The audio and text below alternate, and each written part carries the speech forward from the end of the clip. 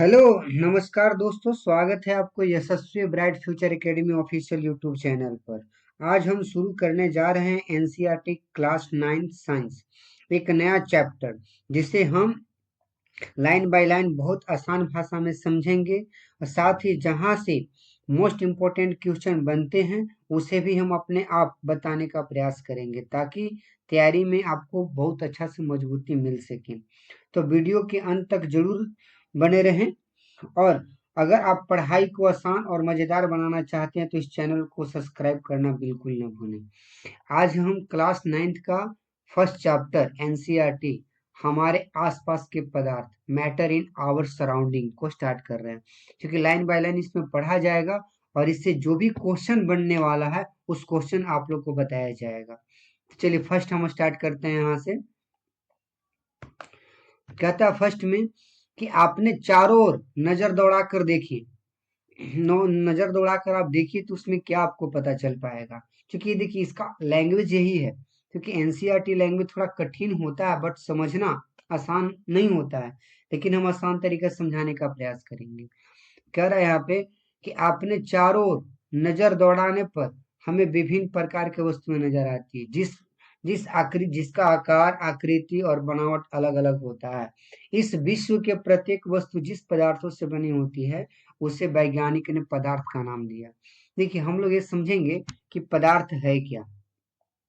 यहाँ पे एक सवाल आता है कि पदार्थ क्या है, कि पदार्थ किसे कहते हैं। तो हम लोग ये जानते हैं कि पदार्थ जिस वस्तु में स्थान छेकने की क्षमता हो, जिसमें द्रव्यमान हो, जिसमें वजन हो, वैसे चीज को हम लोग पदार्थ कहते हैं। पदार्थ में क्या होता है कि मैटर, मैंने मैटर यानी पदार्थ क्या होता है कि जो जो स्थान छेक है, जिसमें द्रव्यमान हो, जिसमें भार हो, उसे हम लोग स्थान मैंने ये कह सकते थे। ये अपना आप में लैंग्वेज में समझे कि हमारे आंखों से जो भी चीज दिखाई पड़ रहा है वो सब के सब हमारा पदार्थ है। ये लैंग्वेज ये होना चाहिए। तो यहाँ पर देखिए ये आपको दिया हुआ है, यहाँ पर एक चीज को याद रखिएगा। ये जो दिया हुआ है यहाँ पे देखिए विश्व पदार्थ नाम दिया। यहाँ पे देखिए हम हाईलाइट करते भी चल रहे कि यहाँ से समझने का प्रयास कीजिएगा। जिस हवा में हम श्वास लेते हैं, जो भोजन हम खाते हैं, पदार्थ, बादल, तारे, पौधे एवं पशु, यहाँ तक कि पानी की एक बूंद या रेत का एक कण, ये सभी पदार्थ हैं। देखिए ये सब जितना भी सब सारा चीज पदार्थ है, ये समझिएगा है। ये जितना भी सारा चीज दिखाई दे रहा है सबके सब हमारा एक पदार्थ है। पदार्थ के रूप में इस सबको जाना जाता है। तो यहाँ से क्वेश्चन आपको नहीं पूछेगा, बस पूछेगा कि पदार्थ क्या है। तो इसमें याद रखिए जिसमें द्रव्यमान हो, जो जो आयतन हो, जो स्थान छेदती हो, सब पदार्थ कहते हैं। यानी कि दुनिया का हर चीज, जो भी चीज आपको दिखाई दे रहा है सबके सब हमारा पदार्थ है। ध्यान देने योग्य बात यह है कि ऊपर लिखी सभी वस्तुएं का द्रव्यमान, देखिए यहाँ पे क्या कहता है कि जिसमें द्रव्यमान है, ये द्रव्यमान है, और जिसमें आयतन है, ये दो चीज होना जरूरी है। वो तो ऑटोमेटिक पदार्थ ही होगा, जिसमें द्रव्यमान हो और जिसमें आयतन हो। दो चीज रहेगा तो पदार्थ होगा। तो ये नीचे लिखा हुआ है कि ऊपर लिखी हुई सभी वस्तुएं द्रव्यमान होता है और ये कुछ स्थान घेरती है, ये हमारा पदार्थ होता है। प्राचीन काल से मनुष्य अपने आसपास को समझने का प्रयास करता रहा। भारत के प्राचीन दार्शनिकों ने पदार्थ के 5 मूल तत्वों में वर्गीकृत किया। देखिए यहां से क्वेश्चन पूछा जाएगा। यहाँ देखिए भारत के प्राचीन, है ना, यहाँ पे देखिए भारत के प्राचीन दार्शनिकों ने पदार्थ को 5 मूल अवस्थाओं में वर्गीकृत किया, जिसे पंच तत्व कहा जाता है। अगर आपसे पूछे पंच तत्व कौन है, तो याद रखिएगा कि जो वैज्ञानिकों द्वारा, जो प्राचीन दार्शनिकों द्वारा पदार्थों के मूल 5 वर्गों में विभाजित किया गया, जिसे हम लोग पंच तत्व कहते हैं। ये पंच तत्व में कौन कौन आता है यदि याद रखिएगा। पंच तत्व में ये एक स्लोगन भी है, क्षिति जल पावक गगन समीरा पंच तत्व अधिबण शरीरा। ये हमारा 5 तत्वों से हमारा शरीर का भी निर्माण होता है। यानी कि दुनिया का जितने भी वस्तु है सब पांच पांच में ही आते हैं। तो देखिए कौन कौन सी चीज यहाँ है, तो याद रखिएगा। देखिए आपको दिया हुआ है यहाँ, देखिए ध्यान दीजिएगा, वायु, पृथ्वी, अग्नि, जल और आकाश, इसके अनुसार इन पंच तत्वों के सभी वस्तुएं बनी हुई है। यानी ये कह रहा है कि ये जितने भी सारा चीज जो दिया गया है यहाँ पर, ये सब के सब हमारा पंच तत्व है, पंच तत्व के रूप में आता है। देखिए याद रखिएगा, ये जो हम इसको अंडरलाइनिंग कर रहे हैं, हाँ, ये हमारा पंच तत्व है। देखिए इसको हम लोग घेर रहे हैं फिर से, ये हमारा पंच तत्व है। पंच तत्व में कौन कौन से आते हैं? तो वायु, पृथ्वी, अग्नि, जल और आकाश। इनके अनुसार इन्हीं पंच तत्वों से सभी वस्तुओं का निर्माण हुआ है। आपसे पूछ सकता है कि एग्जाम में कि इनमें से पंच तत्व में कौन शामिल नहीं है। हो सकता है उसमें लकड़ी दे देगा, वायु, पृथ्वी, अग्नि, जल, 5 ऑप्शन रहेगा। तो वायु, पृथ्वी, अग्नि, जल, एक लकड़ी दे देगा, तो वहां पे लकड़ी एक ऑप्शन हो जाएगा जो आपको पंच तत्व में शामिल नहीं है। हम यहाँ से जो क्वेश्चन बनने लायक वहां से क्वेश्चन बताते चल रहे हैं आप लोग को, इसलिए विशेष करके ध्यान दीजिएगा।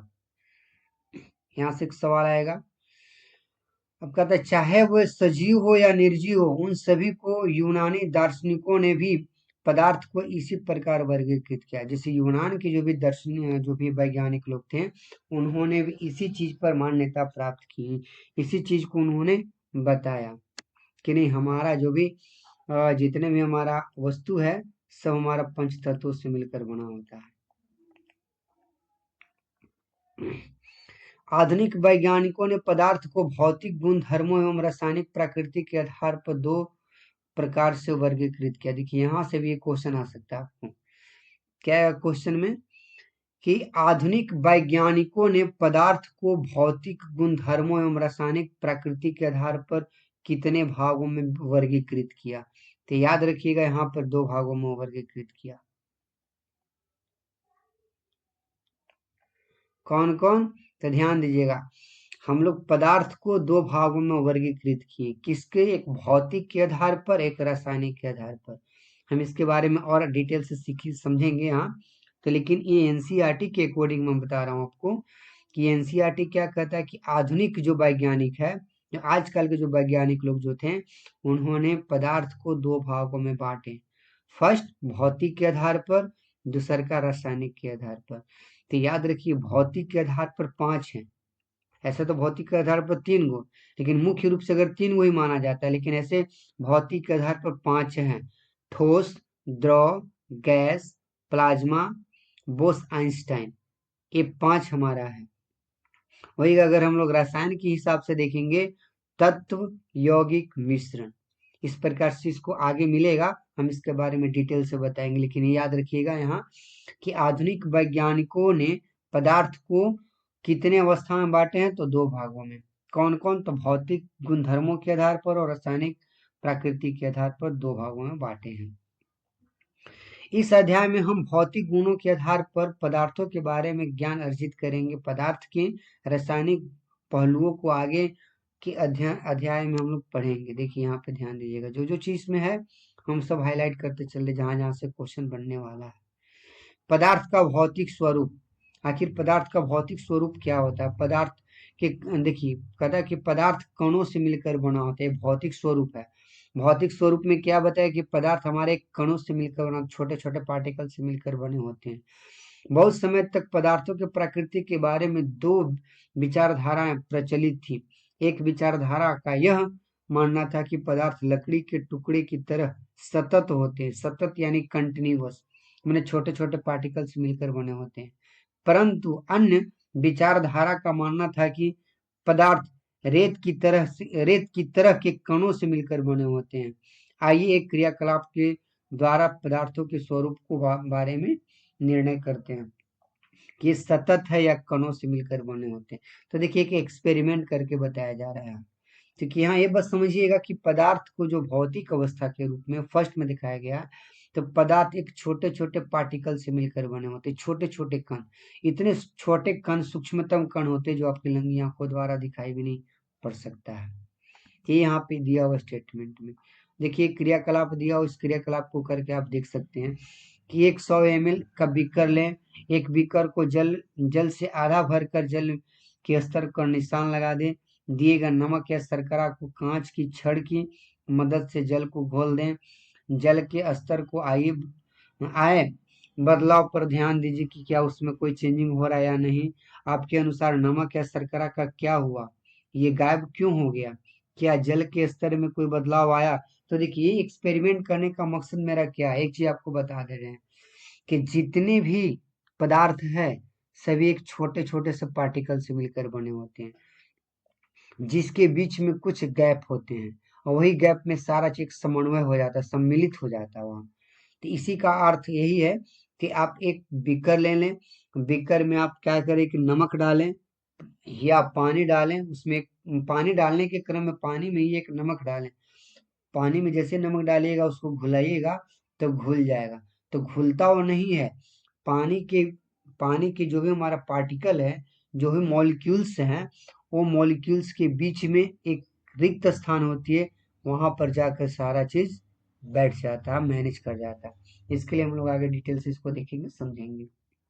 बस इसका का नाम यही है, वो कभी घुलता नहीं है। जो भी एक दो पार्टिकल के बीच में जो भी दो पार्टिकल के बीच में जो भी गैप होता है, उस गैप में जाके समन्वय हो जाता है, बैठ जाता है।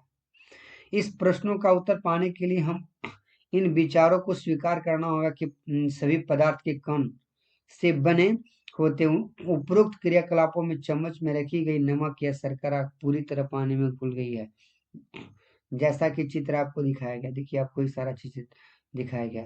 देखिए इसमें सबसे मोस्ट इम्पोर्टेंट ये है, इसको भी आप याद रखिएगा, ये जो आपको दिया गया यहाँ पर, ये चीज को आप याद रखिएगा, ये मोस्ट इम्पोर्टेंट है यहाँ, क्योंकि इससे आपको क्वेश्चन बनते हैं।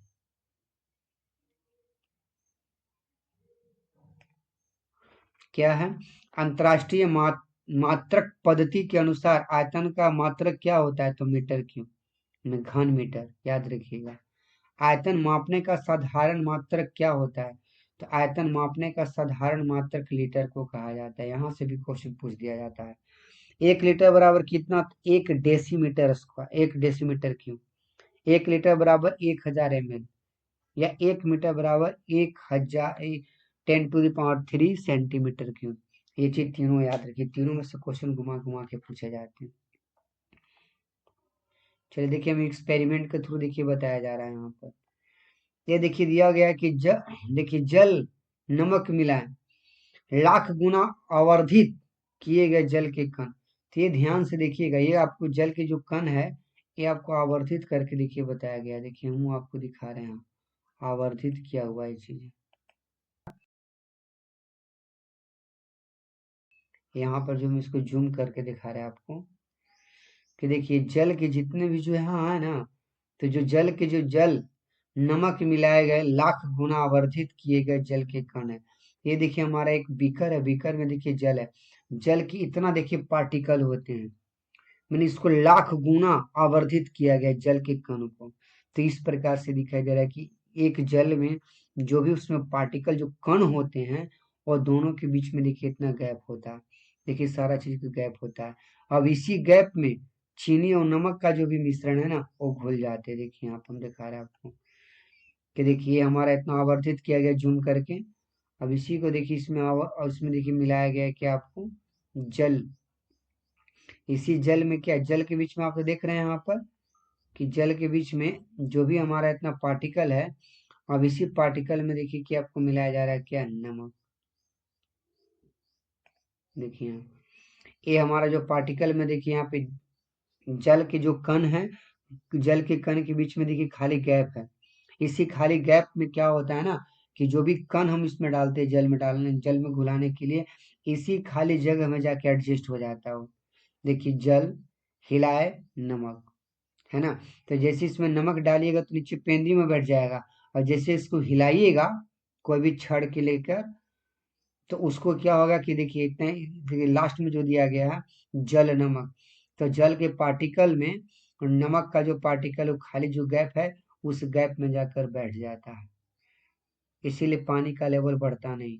अब जैसे ही बैठ जाता है तो लगता है कि एक पानी में घुल गया, घुलता नहीं है। ये दोनों खाली जगह के बीच जो गैप होता है, उस गैप में जाकर बैठ जाता है। हम इसको पुनः अपने अवस्था में इसको लाते हैं।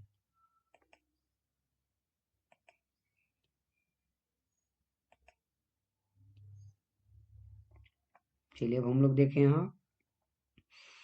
अब हम लोग इसी में आगे देखते हैं।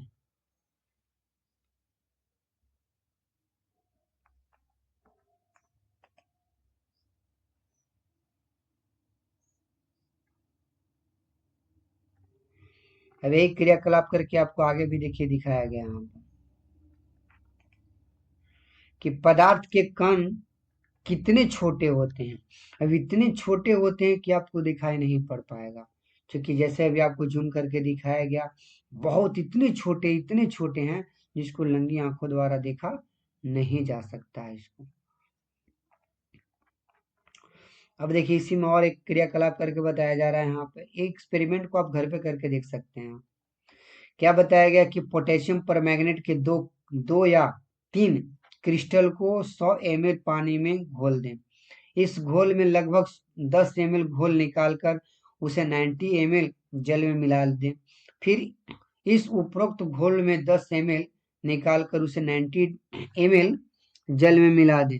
इसी तरह इस घोल को 5 से 8 बार तनुकृत करते रहे। तनु का मतलब देखिए, तनुकृत का कहने का मकसद क्या होता है? तनुकृत, देखिए एक वर्ड यहाँ पे आ रहा है तनुकृत। तो तनुकृत क्या होता है, ये चीज को समझ लीजिएगा।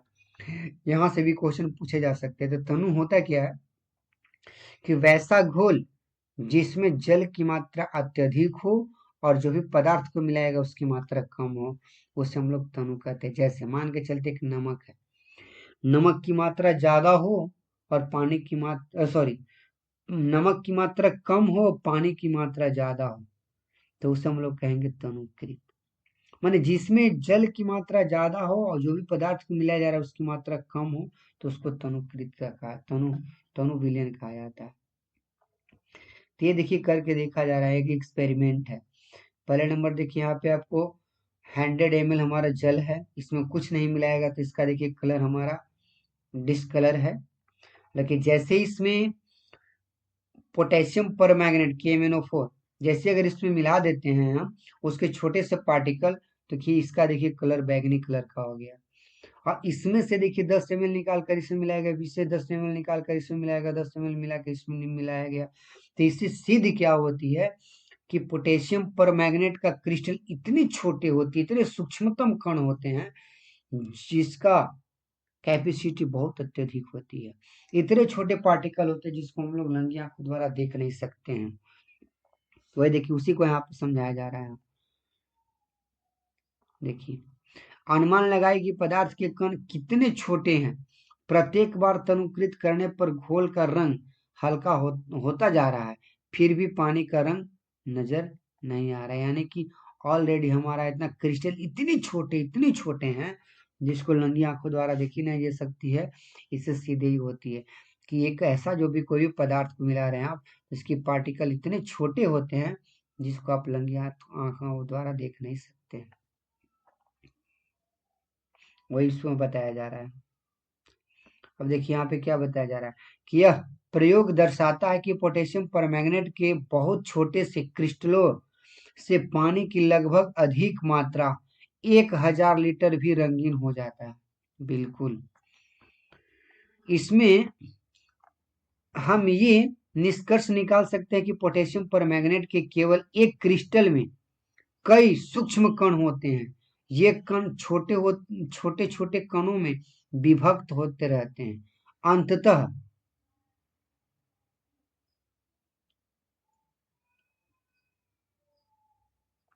अंततः देखिए क्या कहता है, एक स्थिति में ये कण और छोटे भागों में विभक्त नहीं किए जा सकते हैं। यानी कि इसका एक लिमिटेशन होता है जहां तक छोटे कण को किया जा सकता है। अगर माइक्रोस्कोप है तो उसके जरिए आप देख सकते हैं, नहीं तो ऐसा नहीं देखा जा सकता है।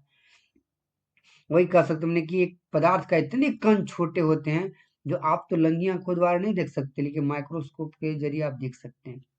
कोई बता रहा है कि पोटेशियम परमैंगनेट की जगह 2 ml है ना डेटॉल को ले लीजिए। अब देखिए अगर हम पोटेशियम परमैंगनेट के तो खैर एक्सपेरिमेंट करके देखिए कि उसके पार्टिकल कितने छोटे होते हैं जो हम लोग नंगी आंखों द्वारा देख नहीं सकते हैं। लेकिन अब उसी के जगह पर हम लोग देख सकते हैं कि पोटेशियम परमैंगनेट की जगह पर 2 ml एक डिटॉल को ले लेते हैं। और डिटॉल को हम पानी में डालकर देखते हैं। और छोटा सा 1000 लीटर, सॉरी, या 1 लीटर, 1 लीटर पानी में हम डिटॉल को 1-2 बूंद डालेंगे, 2 बूंद सिर्फ। तो लगातार तनुकृत होने पर भी उसकी महक हमेशा मिलती रहेगी। उसको क्या कीजिए कि हमेशा पानी फेरते रहिए, पानी फेरते रहिए। फेंटने के दौरान क्या आपको मिलेगा कि डिटोल का गंध आपको लास्ट तक मिलते रहेगा। इससे ये भी सिद्ध होता है कि डिटोल के जो भी पार्टिकल इतने छोटे होते, इतने छोटे होते हैं, जो आप मैंने कि खाली जाएगा ही नहीं। इससे आप यही सिद्ध होता है कि जितने भी पार्टिकल होते हैं उसका इतने सूक्ष्मतम कण होते हैं जो आप देख नहीं सकते। पदार्थों के ये कण बहुत छोटे होते हैं, इनमें छोटे ही हम कल्पना भी नहीं कर सकते कि जितना कितना छोटा हो सकता है। इतने छोटे होते हैं कि जिसको हम लोग कल्पना भी नहीं कर सकते हैं, हम लोग अंदाजा भी नहीं लगा सकते कि कितना छोटा होता है। पदार्थों के कण के भी लक्षणीय गुण, अब उसके बीच में हम लोग गुण को देखेंगे, हम लोग समझेंगे क्या है। देखिए जितना जितना क्वेश्चन है वहां से हम लोग, जहां से क्वेश्चन बनने लायक है वहां तक क्वेश्चन आपको बता रहे हैं। देखिए ये भी याद रखिएगा। पदार्थों के कणों के विलक्षणीय गुण, पदार्थों के कणों के बीच रिक्त स्थान होता है, बिल्कुल सही। यहाँ पे याद रखिएगा, दो माने पदार्थों के बीच एक रिक्त स्थान होती है। क्या है? सॉलिड, ठोस, लिक्विड, गैस क्यों न हो, उसके दो पार्टिकल के बीच में गैप होता है, वही गैप में जाकर सब एडजस्ट हो जाता है। क्रियाकलाप 1.1 और 1.2 में नमक, शर्करा, डिटॉल या पोटेशियम परमैंगनेट के कण समान रूप से पानी में भी वितरित हो गई। इसी प्रकार जब हम चाय, कॉफी और नींबू पानी बनाते हैं तो एक पदार्थ के कण दूसरे पदार्थों के कणों के रिक्त स्थानों में समावेशित हो जाते हैं। याद रखिए, देखिए यहाँ पर क्या कर रहा है, समावेशित हो जाते हैं। तो यह दर्शाता है कि पदार्थों के कणों के बीच पर्याप्त रिक्त स्थान होती है, बिल्कुल सही।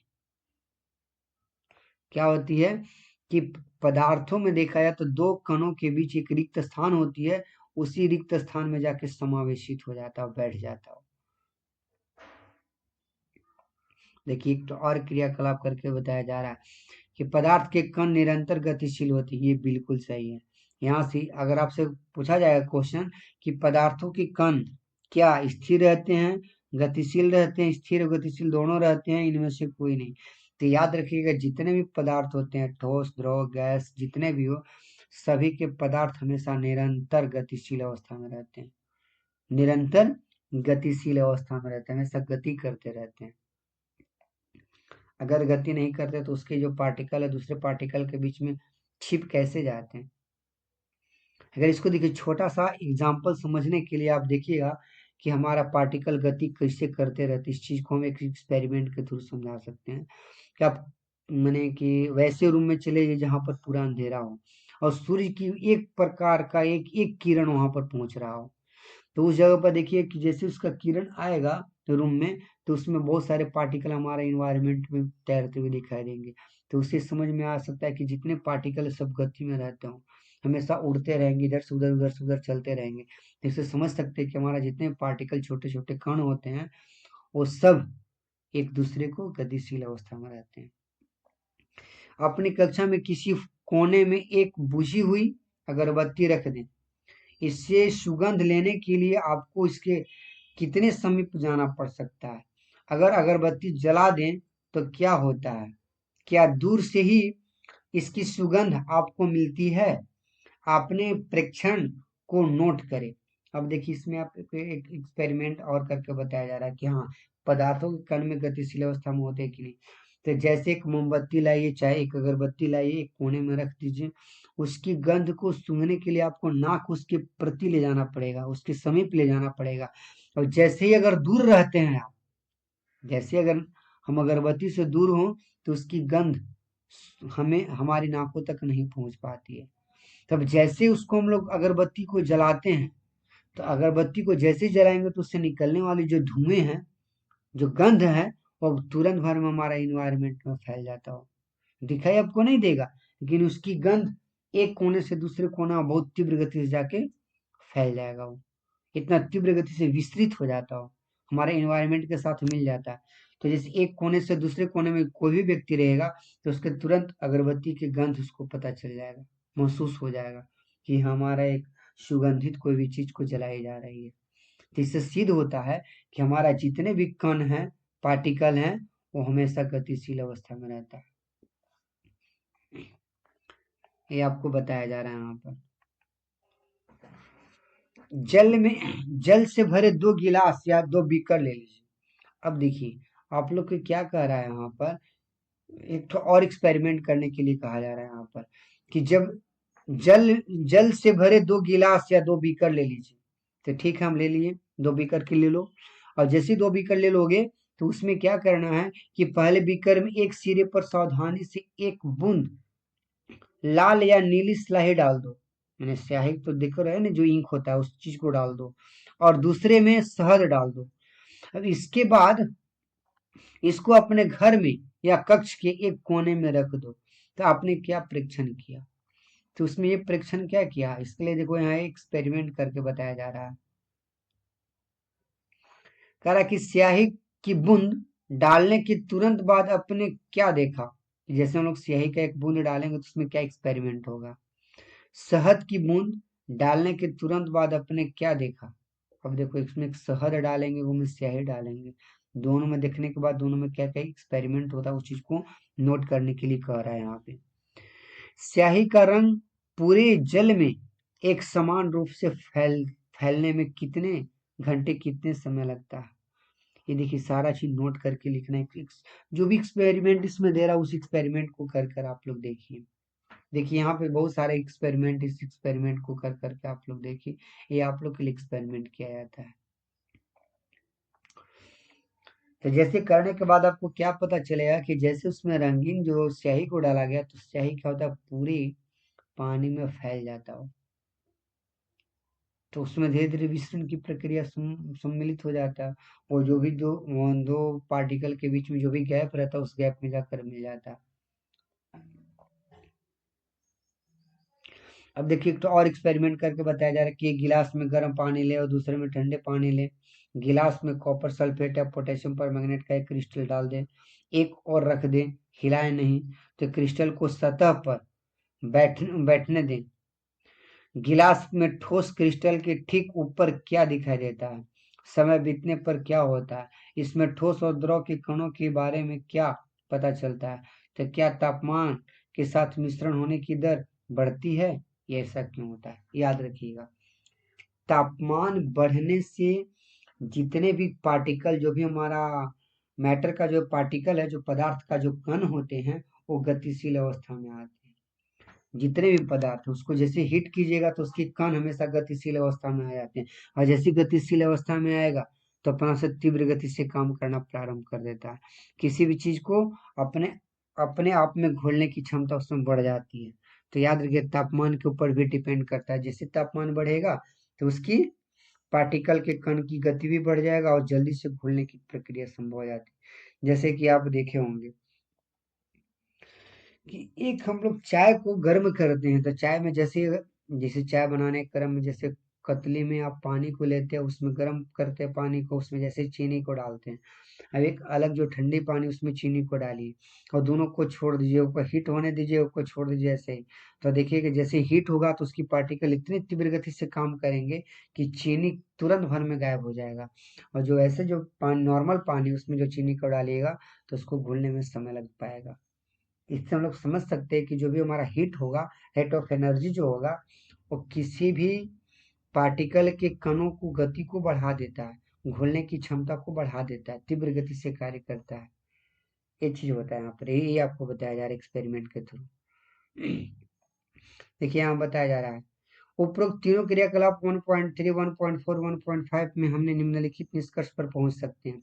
पदार्थों के कण निरंतर गतिशील होते हैं, अर्थात इसमें गतिज ऊर्जा होती है। बिल्कुल यहाँ से याद रखिएगा, यहाँ से देखिए क्वेश्चन आ सकता है आपको।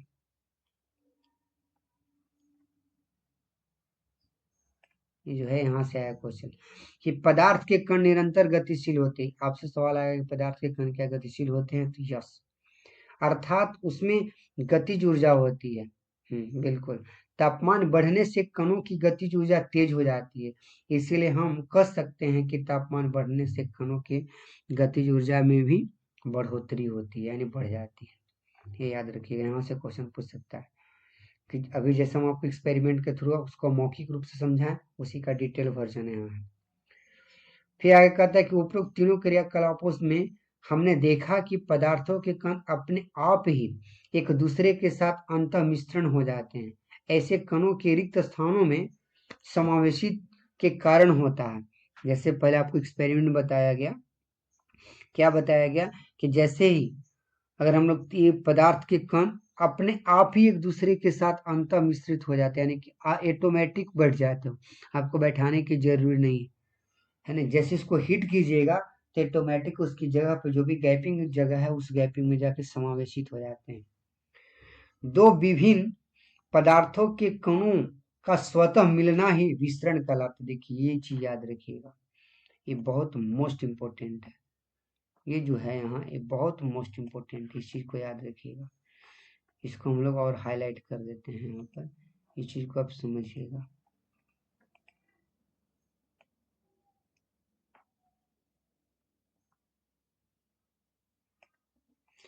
ये चीज जो आपको दिखाई दे रहा है ना, ये बहुत मोस्ट इम्पोर्टेंट है। दो विभिन्न पदार्थों के कणों को स्वतः मिल जाना ही विसरण कहलाता है। विसरण का मतलब क्या होता है कि स्वतः मिलना, मैंने दो पदार्थों के कणों को आपस में स्वतः मिलने की प्रक्रिया को विसरण कहते हैं। ये मोस्ट इम्पोर्टेंट है।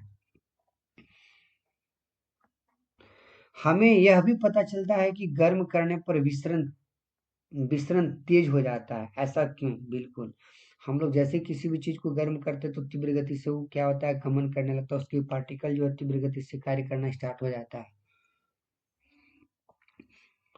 तो गर्म करने से उसकी कणों में बढ़ोतरी हो जाती है, उसकी जो कण है वो तीव्र गति से काम करना प्रारंभ हो जाता है, उसमें भी गति आ जाता है।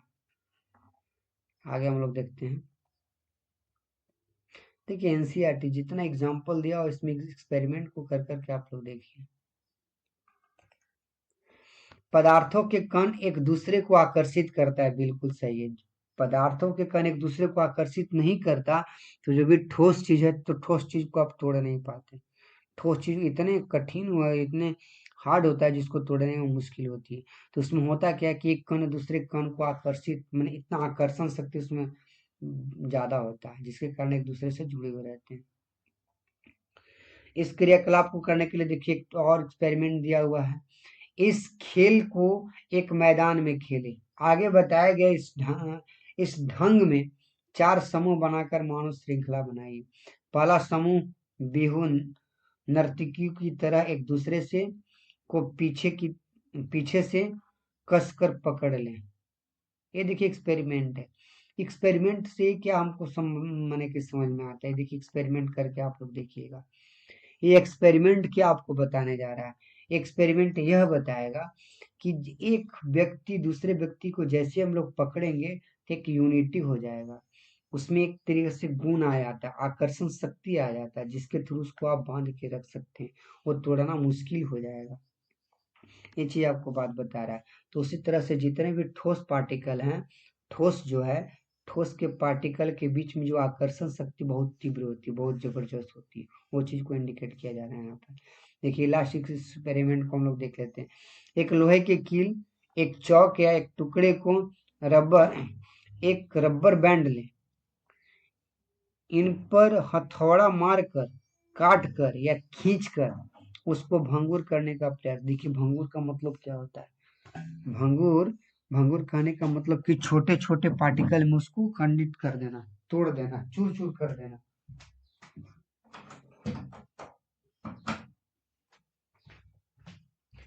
मैंने छोटे छोटे चीजों में पार्टिकल में चेंज कर देना, चूर चूर कर देना, ही भंगुर कहलाता है। भंगुर का मतलब चूर चूर हो जाता है, हो जाना।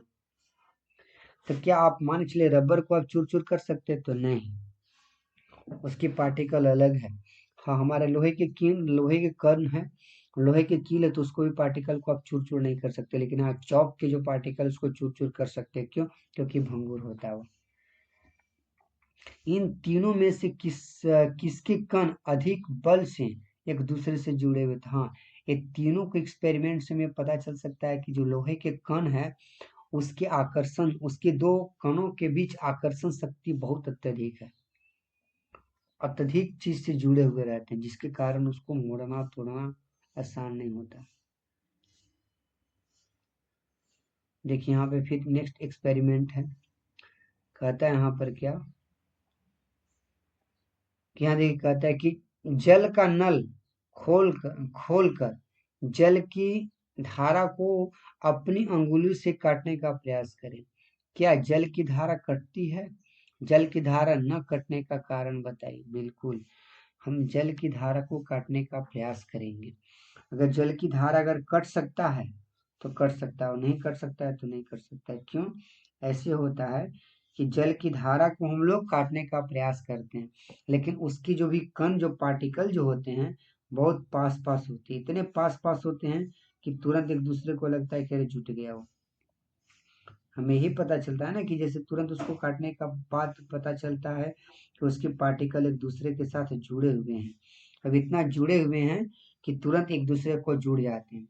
जैसे तुरंत कटेगा, वो लिक्विड है, क्योंकि लिक्विड में हमारा जो गैपिंग होता है, दो पार्टिकल के बीच में हल्का सा ठोस के अपेक्षा गैपिंग होता है, उस गैपिंग को हम लोग देख सकते हैं, समझ सकते हैं। जो गैप जो होता है उस गैप को हम लोग एहसास कर सकते, देख सकते हैं। अगर ये नहीं होता तो जैसे अब लोहे के कण को ऊपर से गिराते रहिए, रड को ऊपर से गिराते रहिए, उसके बीच में उंगली से काट कर देखिए, नहीं कट पाएगा। क्यों? क्योंकि उसके पार्टिकल के बीच में जो विरिक्त स्थान है बहुत ज्यादा है, मतलब बहुत कम है, जिसके कारण आपको कट नहीं सकता है। लेकिन जो भी हमारा लिक्विड है, लिक्विड के अंदर जो पार्टिकल के बीच में गैपिंग होता है, उस गैपिंग को तुरंत एडजस्ट कर लेता हो।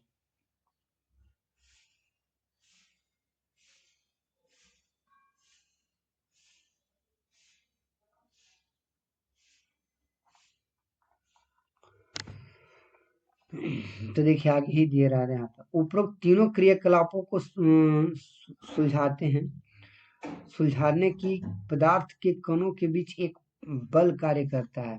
यह बल कणों के रखता है एक साथ बनाए रखता है। इस आकर्षण बल का सामर्थ्य प्रत्येक पदार्थों को अलग अलग होता है। अब देखिए हम लोग जितना भी सारा चीज बताएं, गैस के भी एक कण है, एक दूसरे के बीच में आकर्षण बल होती है, द्रव का भी होता है और ठोस का भी होता है, सबका होता है। तो सबसे ज्यादा आकर्षण बल अगर कहा जाएगा कि सबसे ज्यादा आकर्षण बल किसका होता है, तो याद रखिएगा ठोस का, उससे कम द्रव का, उससे कम गैस का। तो सबसे ज्यादा अगर आकर्षण बल कहेगा तो ठोस को। तो वही देखिए आपको बताया जा रहा है कि उपरोक्त तीनों क्रियाकलाप को सुलझाते हैं कि पदार्थ के कणों के बीच एक बल कार्य करता है, दो कणों के बीच में एक बल कार्य करता है। यह बल कणों के एक साथ रहता है। इस आकर्षण बल का सामर्थ्य प्रत्येक पदार्थों की अलग अलग होती है, जैसे ठोस का, द्रव का, गैस का, सबका अलग अलग होता है। चलिए हम लोग अब देखते हैं ऑन दी क्वेश्चन जो है हमारा, इसका जो भी क्वेश्चन जो दिया गया उस क्वेश्चन को हम लोग देखते हैं, जूम करके यहाँ पे देखते हैं क्वेश्चन क्या दिया हुआ है यहाँ पर। देखिए फर्स्ट क्वेश्चन में दिया हुआ कि निम्नलिखित में से कौन से पदार्थ हैं। देखिए यहाँ पे पहले नंबर पदार्थ के बारे में तो आपको समझ में आया कि पदार्थ क्या है, पदार्थ के बारे में बताया कि पदार्थ क्या है। पदार्थ के बारे में तो पहले से डिटेल से बताया गया, क्या पदार्थ के बारे में क्या बताया, पदार्थ क्या होता है, पदार्थ किसे कहते हैं। तो जो स्थान घेरता है, जिसमें वॉल्यूम यानी आयतन हो, जिसमें द्रव्यमान हो यानी मास हो, उसे हम लोग पदार्थ कहते हैं। पदार्थ का डिफिनेशन हो गया। अब इसी को हम लोग देखते हैं कि दिए गए जो भी इसमें दिया गया है उसमें क्या क्या दिए गए विकल्प के अनुसार देखेंगे। कुर्सी, वायु, स्नेह, गंध, घृणा, बादाम, विचार, शीतल पेय, इत्र की सुगंध। हाँ, अब इसमें जितने भी सारा चीज दिया इसमें कुछ कुछ पदार्थ हैं और कुछ वैसे चीज जो पदार्थ नहीं है। क्या यानी कि पदार्थ न होने के कारण क्या है कि वह स्थान छेक नहीं सकता, उसमें मैंने वजन नहीं होता, उसमें मास नहीं होता, द्रव्यमान नहीं होता, वॉल्यूम नहीं होता है। उस चीज को हम लोग इसमें हटाएंगे, उसको अलग करेंगे। तो फर्स्ट में देखिए दिया कुर्सी, कुर्सी हमारा एक पदार्थ है। वायु पदार्थ है, चूंकि वायु में भी क्या है, वायु भी स्थान छेकती है। आप कहिए कि वायु स्थान कैसे छेकती है? वायु स्थान छेकती है। वायु में भी द्रव्यमान होती है, मास होती है, वॉल्यूम होती है। जैसे कि एक मान चलिए कि एक बैलून है, बहुत बड़ा सा एक गुब्बारा है, वो गुब्बारा को खाली कर दीजिए। उस गुब्बारा को खाली करने के बाद आप उसको वजन करके देखिए, उसका वजन अलग होगा। और जैसे ही गुब्बारा में हम गैस को भर देते हैं, वायु को भर देते हैं, तो वायु को जैसे भरने के बाद उसकी वजन ज़्यादा हो जाएगी। उसको वेट करके आप देखिए, दोनों में डिफरेंट होगा। छोड़िए उसको, और एग्जाम्पल सरल तरीका से मैं समझाने का प्रयास कर रहा हूँ कि जैसे गैस सिलेंडर है, सिलेंडर को आप जाकर वेट करके देखिए, जो खाली सिलेंडर हो उसका वजन कुछ अलग होगा, और जैसे उसमें गैस को भर दी जाती है तो उसके वजन करके देखिए, उसकी वजन में डिफरेंट होगा। तो हम इसे समझ सकते हैं कि गैस का में भी वजन होती है। वायु भी एक हमारा गैस है, अतः वायु भी हमारा एक पदार्थ होगा, जिसमें हमारा द्रव्यमान हो कि मास होगा, आयतन हो। स्नेह, स्नेह यानी कि हमारा शरीर से लगाव है, मैंने कि हमारा क्या है, एक लगाव भावना को इंडिकेट करता था। ये हमारा पदार्थ नहीं है। गंध, गंध भी, गंध को भी उसमें वजन नहीं होती, द्रव्यमान नहीं होते। गंध भी हमारा क्या है, घृणा। ये सब हमारा स्नेह, गंध, घृणा हमारा पदार्थ नहीं है। क्यों? क्योंकि स्नेह हमारा भावना को इंडिकेट करता, भावना हमारा है। गंध यह अनुभव है, पर असल में गंध कण होते हैं। यह गंध को अनुभूति माना जाता है, ये हम इसको अनुभूति मान सकते हैं। घृणा, ये भी हमारा भावना से जुड़ा हुआ है। बादाम हमारा पदार्थ है। विचार, विचार भी हमारा पदार्थ नहीं है। शीतल, शीत, शीत हमारा पदार्थ है, क्योंकि शीत को आप देख सकते हैं। शीतल पेय मैंने कि ठंडा पानी भी हमारा पदार्थ है। इत्र, इत्र की सुगंध नहीं, ये भी पदार्थ नहीं है। इत्र की सुगंध, क्योंकि इसके कण है, हाँ ये भी पदार्थ है। यार इत्र की सुगंध हमारा पदार्थ है, याद रखिए। नेक्स्ट क्वेश्चन, निम्नलिखित प्रेक्षणों को कारण बताइए। गर्म कर्ण, गर्म, गर्मा गर्म खाने की गंध कई मीटर दूर से ही आपको पास पहुंच जाती है, लेकिन ठंडी, ठंडे खाने की महक लेने के लिए आपको उसके पास जाना पड़ता है। तो बिल्कुल इसकी कारण क्या है कि यह प्रसरण है। प्रसरण के बारे में आप जान सकते हैं कि प्रसरण क्या है। यह प्रसरण यानी कि डिफ्यूजन के कारण होती है। कारण क्या है कि गर्म खाने के तापमान ज्यादा होता है, और ज्यादा होने के कारण कण तेजी से चलते हैं। गंध जल्दी से दूर तक फैल जाती है। क्यों? क्योंकि हमारा गर्म है। और ये बात अभी पढ़ के देखिए, जिससे कोई भी चीज जब गर्म रहता है तो उसकी कण बहुत तीव्र गति से काम करते हैं। तो यही कारण है कि वो आप उसकी गंध बहुत तीव्र गति से दूर पहुंच जाते हैं। लेकिन अब ठंडे खाने की तापमान कम होता है, कण धीरे धीरे चलते हैं। गंध, गंध पास जाकर ही महसूस हो सकते हैं, ज्यादा दूर तक जाता भी नहीं हो, क्योंकि ठंडा चीज हो। इस चीज को समझिएगा। उदाहरण के लिए गर्म समोसे की खुशबू दूर से ही आ जाती है, लेकिन ठंडी रोटी की नहीं। ये मैं एग्जांपल देके अपने आप से समझाने का प्रयास कर रहा हूँ। अब कहता है कि स्विमिंग पूल में गोताखोर पानी काट पाता है, इससे पदार्थों का कौन सा गुण प्रेक्षित होता है? बिल्कुल, ये बहुत अच्छा इंपॉर्टेंट क्वेश्चन है। इसमें पदार्थों का गुण पता चलता है। क्या गुण? कणों के बीच आकर्षण बल, फोर्स ऑफ अट्रैक्शन, यानी कि पदार्थों के कणों के बीच आकर्षण बल को इंडिकेट करता है। कारण क्या है कि पानी के कण आपस में जुड़े रहते हैं, ये बिल्कुल सही है, लेकिन उसकी कण थोड़ा दूर दूर पर होते हैं, ठोस की अपेक्षा दूर पर होते हैं। जबकि गोताखोर अंदर जाता है, उसके कण, उसके इन कणों को हटाना हटाना पड़ता है, यानी कि काटता हो, काटता जैसे, तो उसकी जो खाली जगह, जो गैप है एक दूसरे कण के बीच में, उस गैप में थोड़ा एडजस्टमेंट हो जाता हो, जिसके कारण गैप जो रहता है ना, उस गैप को मैनेज कर दिया जाता हो। इसीलिए काटने जैसे लगता हो। जैसे पानी को हम लोग करेंगे तो कैसे कर सकते हैं कि उसके, जस्ट आपको बताया इसमें कि पानी की जो भी कण के बीच में गैप होता है, और सबसे ज्यादा हमारा क्या होता है गैप, गैस में। इसके बाद ठोस में ना मात्रा की गैपिंग होता है, किसमें? सॉलिड में। तो आप समझ सकते कि हमारा जो द्रव है उसमें गैप होता है दो कणों के बीच में, तो जैसे तैराक लोग उसमें जाते हैं तो जैसे उसको पकड़ते हैं तो जो खाली जगह जो गैप है वो गैप में एक अणु दूसरे अणु के बीच बहुत पास चले जाते हैं। तो जैसे गैप में जाएंगे तो ऑटोमेटिक कि वहां पर जगह बन जाएगा, तो आदमी लोग तैराकी करना प्रारंभ कर देता है। पदार्थों के कणों के बीच आकर्षण बल होता है जिसके कारण उसको देखा जा सकता है, बहुत कम होती है ठोस की अपेक्षा। लास्ट क्वेश्चन, पदार्थों के कणों की क्या विशेषताएं होती है?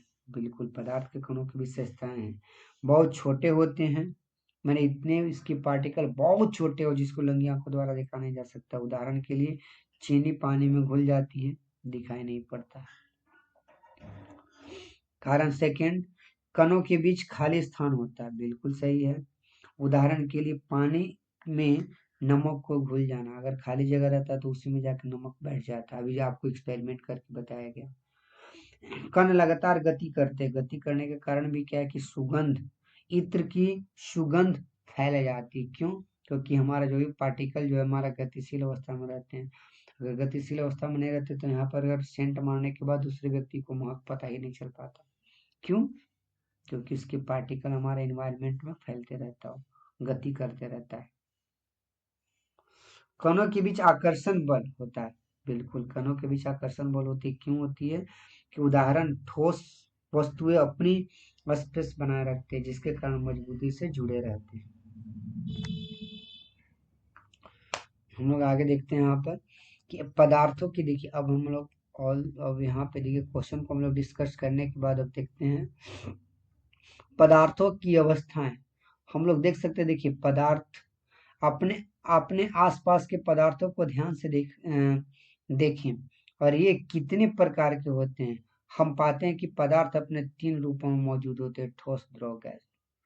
पदार्थ की ये तीनों अवस्थाएं उनके कणों के विभिन्न विशेषताओं के आधार पर वर्गीकृत किया गया है। अब हम पदार्थों के तीन अवस्थाओं को, गुणों को विस्तार से अध्ययन करेंगे। देखिए 20वें चैप्टर में बताया जा रहा है, क्या बताया जा रहा है? अगर इसको एनसीईआरटी के अकॉर्डिंग देखिएगा तो पदार्थ अपने तीन मूल अवस्थाओं में होती है। अगर पदार्थ का कितने अवस्था होती है तो तीन अवस्था। कौन कौन? ठोस, द्रव, गैस। लेकिन अगर पूछा जाए कि पदार्थ को कितने वर्गों में विभाजित किया गया तो 5 वर्गों में। कौन कौन? तो याद रखिएगा आपको, ठोस, द्रव, गैस, प्लाज्मा और बोस आइंस्टाइन। और इसके बारे में डिटेल से आगे बताया जाएगा। तो देखिए ठोस के बारे में बताया जा रहा है यहाँ पर कि ठोस अवस्था क्रियाकलाप में आपको दिया गया कि ठोस अवस्था में क्या है। निम्नलिखित वस्तुओं को एकत्रित करें, पेन, किताब, सुई और लकड़ी की छड़, है ना। ये सारा चीज को इकट्ठा करने के लिए देखा जाए तो ये सब जितने भी सारा चीज हमारा ठोस है। इन वस्तुओं को चारों को पेंसिल घुमा, देखिए यहाँ पे कहता है इन वस्तुओं के चारों ओर पेंसिल घुमाकर इनके आकार को रेखांकित कीजिए। क्या इन सभी का निश्चित आकार, स्पष्ट सीमाएं तथा स्थिर आयतन है? तो बिल्कुल है। आकार भी इसका निश्चित है, आयतन भी निश्चित है, इसका सीमा भी निश्चित होगा। इस पर हथौड़ा मारने, खींचने या गिराने से क्या होता है? ये चकनाचूर हो जाएगा। क्या इसका एक दूसरे से विसरण होगा? विसरण संभव है? तो नहीं, विसरण संभव नहीं होगा। बल लगाकर इसकी संपीड़ता करने का प्रयास करें, क्या इसका संपीड़न होता है? तो नहीं। क्यों नहीं होगा? क्योंकि इसके कण हमारा ठोस में इसकी मॉलिक्यूल्स जो कण होते हैं बहुत पास पास होते हैं। तो देखिए एक्सपेरिमेंट खुद करके देख सकते हैं आप। देखिए जहां यहाँ से क्वेश्चन पूछे जाते हैं उस क्वेश्चन को हम डिटेल से बता दे रहे हैं, आप इस चीज को समझिएगा। उपरोक्त सभी उदाहरण ठोस के हैं। हम देख सकते हैं कि इन सभी का एक निश्चित आकार, स्पष्ट सीमाएं तथा स्थिर आयतन यानी कि नगण्य संपीड़ता। नगण्य संपीड़ता कहने का मतलब क्या है कि इसमें संपीड़न होने की क्षमता नहीं होती, माने कि एक दूसरे को दबाने की क्षमता नहीं होती है। ठोस को आप दबा नहीं सकते, दबाने के लिए हल्का फुल्का दब सकता है बट पूरा ठोस दब नहीं सकता है। उसको नगण्य संपीड़ता कहा जा सकता है कि बहुत कम मात्रा में इसको दबा सकते हैं, न के बराबर। सबसे ज्यादा संपीड़ता किस में होती है? तो गैस में। तो ये याद रखिएगा। स्पष्ट है कि क्या क्या है यहाँ पर, इस समझ सकते हैं। उपरोक्त सभी उदाहरण ठोस हैं। हम देख सकते हैं कि इन सभी का एक निश्चित आकार, क्या क्या होगा, एक निश्चित आकार,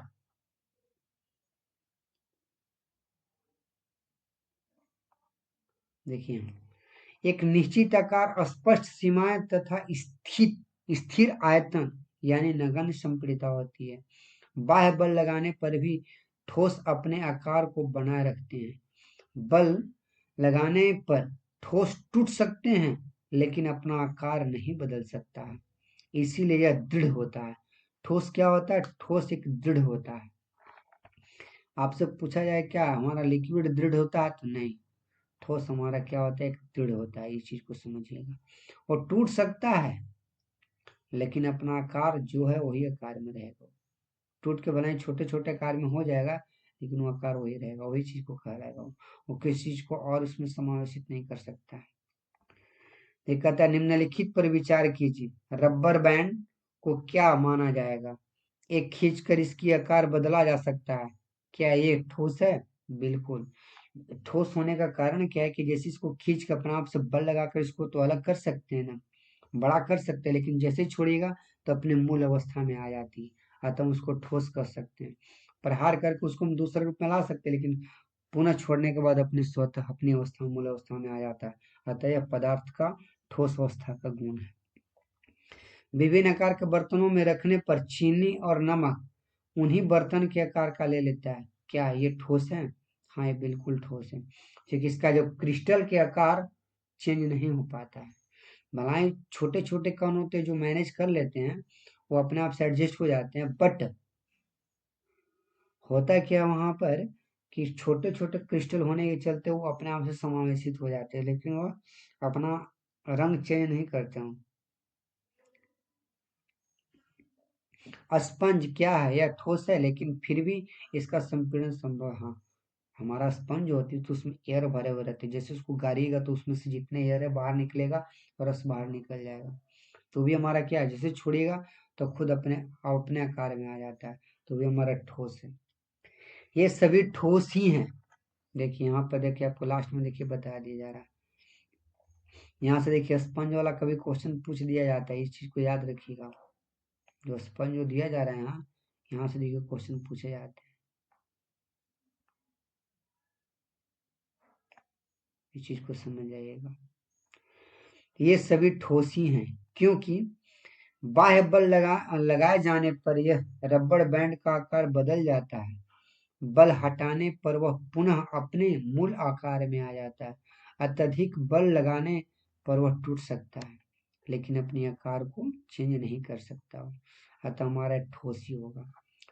चाहे वह शर्करा का नमक ही अपने हाथ में ले या किसी प्लेट या जार में रखी, इसके क्रिस्टलों का आकार नहीं बदलते हैं। आप हाथ में लीजिए तो क्रिस्टल के आकार जो छोटे छोटे वही रहेगा। आप बर्तन में रखिए तो उसके क्रिस्टल का आकार भी वैसे ही रहेगा, उसके आकार में कोई परिवर्तन नहीं होगा। तो वो समझ जाए कि वो हमारा ठोस है। वो ठोस का एक गुण होता है, मौलिक गुण होता है कि वो अपना आकार को नहीं बदलता है। स्पंज में बहुत छोटे छिद्र होते हैं जिनमें वायु का समावेश होता है। जब हम उसे दबाते हैं तो वे वायु बाहर निकलते हैं, जिससे हम इसका संपीड़न संभव होता है। यानी उसमें संपीड़न की संभव, जैसे उसको दबाते हैं तो उसमें से एयर बाहर निकल जाता है, जैसे छोड़ते हैं तो उसके संपीड़न के कारण हमारा एयर अंदर चला जाता है।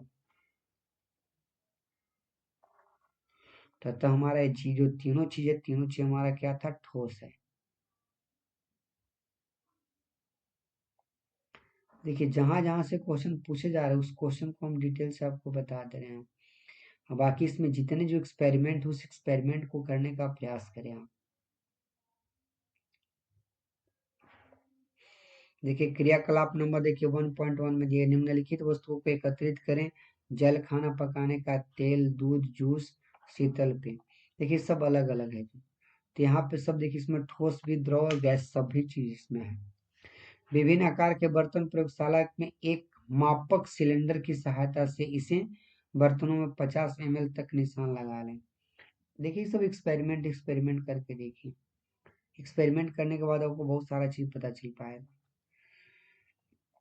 कह रहा है कि प्रेक्षण से हमें पता चलता है कि द्रव का आकार नहीं बदल सॉरी प्रेक्षण से हमें पता चलता है कि द्रव का आकार नहीं, लेकिन आयतन निश्चित होता है। अच्छा अच्छा अच्छा सॉरी, ये देखिए क्या कह रहा है कि प्रेक्षण, ये जो जितने भी एक्सपेरिमेंट करके आप देखिएगा, एक्सपेरिमेंट करने के बाद ये पता चलेगा कि जो द्रव है, द्रव का आकार तो बदल सकता है।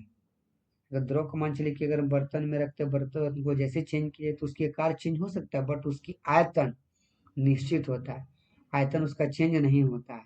ये चीज याद रखिए, द्रव का आकार नहीं लेकिन उसकी आयतन निश्चित होता है ना। जिस बर्तन में उन्हें रख दिया जाता है तो ये उसी के आकार ले लेता है। द्रव में बहाव होता है, याद रखिए, ये याद रखिए, द्रव में क्या होता है, बहाव की गति होती है, द्रव में बहाव की गुण होता है, द्रव में बहाव होता है और इसका आकार बदलता है, इसीलिए यह दृढ़ नहीं होता है, लेकिन यह तरल होता है। क्या होता है, द्रव में बहाव की गति होती है और इसका आकार बदलता है, इसीलिए यह दृढ़ नहीं, लेकिन यह तरल है।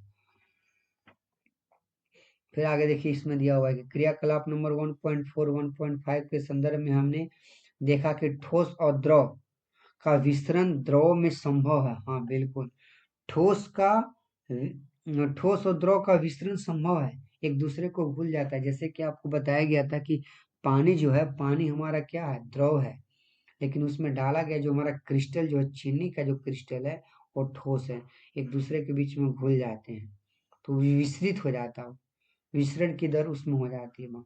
तो ये बता रहे हैं कि संभव, हमने देखा कि ठोस और द्रव का विस्तरण द्रव में संभव है, ठोस और द्रव का विस्तरण द्रव में संभव है। वातावरण की गैस विसरित होकर जल में घुल जाती है। ये गैस विशेषतः ऑक्सीजन एवं कार्बन डाइऑक्साइड जलीय जंतुओं तथा पौधे के लिए एक अनिवार्य चीज है। देखिए यहाँ से भी समझिएगा, ये बहुत इंपॉर्टेंट चीज है। देखिए यहाँ से क्वेश्चन आपको बन सकता है, ठोस द्रव का विस्तरण द्रव में संभव है। यहाँ पे देखिए चीज को समझिएगा, दिया हुआ है यहाँ पर कि वातावरण की गैस विसरित होकर जल में घुल जाती है। अगर मान चलिए वातावरण से अगर गैस हमारा द्रव में विस्तृत है, लेकिन द्रव एक ऐसा चीज जिसमें सब चीज विस्तृत है, गैस भी विस्तृत है, ठोस भी विस्तृत है, तो द्रव एक अलग ही चीज है जिसमें सारा चीज को गुलाने की क्षमता होती है। तो देखिए द्रव द्रव में क्या हो कि ऑक्सीजन मिले हुए रहते, वातावरण में जो भी गैसेस मौजूद रहती है सो उसमें मिले हुए रहते हैं, जिसके कारण ऑक्सीजन तथा कार्बन डाइऑक्साइड जलीय जंतुओं तथा पौधे के लिए अनिवार्य होता है। ये सब क्या होता है कि हमारा जल में घुले रहते हैं, जिसके कारण जलीय जीव हमारा स्वस्थ रहते हैं, ऑक्सीजन लेते रहते हैं। सभी जीवधारी अपने जीवन निर्वाह के लिए श्वास लेते हैं, यानी सांस लेते हैं। जलीय जंतु जल में घुली ऑक्सीजन के कारण सांस लेते हैं। इस तरह से हम इस निष्कर्ष तक पहुंच सकते हैं कि द्रव में ठोस, द्रव और गैस तीनों का विस्तृत संभव है। देखिए याद रखिएगा, क्या चीज है, द्रव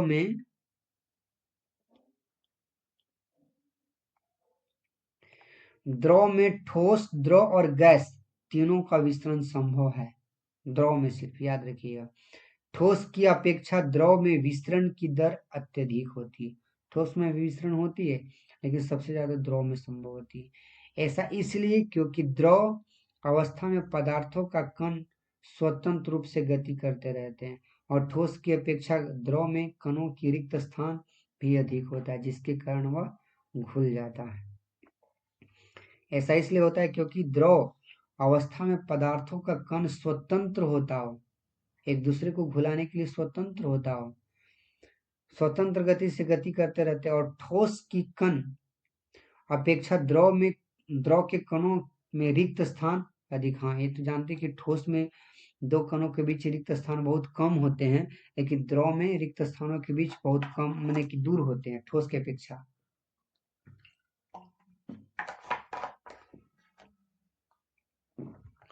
हम लोग देख सकते हैं कि ठोस के जो भी मॉलिक्यूल्स, जो कण होते हैं, बहुत पास पास होते हैं, लेकिन द्रव में उसके अपेक्षा दूर दूर होते हैं, और सबसे ज्यादा दूर दूर मॉलिक्यूल्स कण हमारा गैस का होता है, याद रखिएगा। और हम लोग आगे देखते हैं यहाँ पर